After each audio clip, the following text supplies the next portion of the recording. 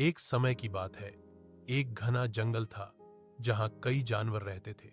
इस जंगल में एक ऊंचे पेड़ पर कबूतरों का एक झुंड रहता था।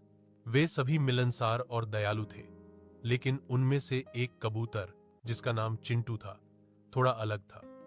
चिंटू हमेशा नई चीजों की तलाश में रहता था और अक्सर झुंड से अलग होकर जंगल के नए हिस्सों की खोज में निकल जाता था। एक दिन जब चिंटू अकेला उड़ रहा था, उसने दूर एक चमकती हुई चीज देखी। उत्सुक होकर वह उसके करीब गया और देखा कि वह एक सुंदर रंगीन जाल था। जाल के अंदर कुछ चमकते हुए बीज पड़े थे।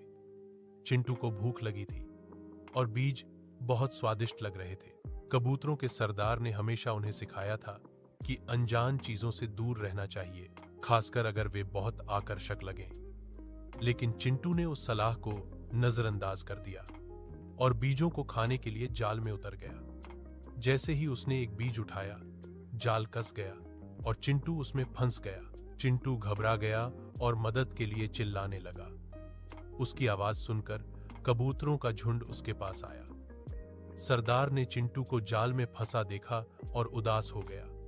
उसने कहा, मैंने तुम्हें हमेशा सिखाया था कि लालच बुरी बला है और अनजान चीजों से दूर रहना चाहिए, लेकिन तुमने मेरी बात नहीं मानी। चिंटू को अपनी गलती का एहसास हुआ और उसने सरदार से माफी मांगी। सरदार ने अपने सभी कबूतरों को एक साथ आने और जाल को उठाने के लिए कहा।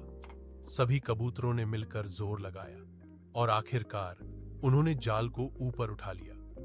चिंटू आजाद हो गया, लेकिन उसे अपनी गलती का गहरा पछतावा था।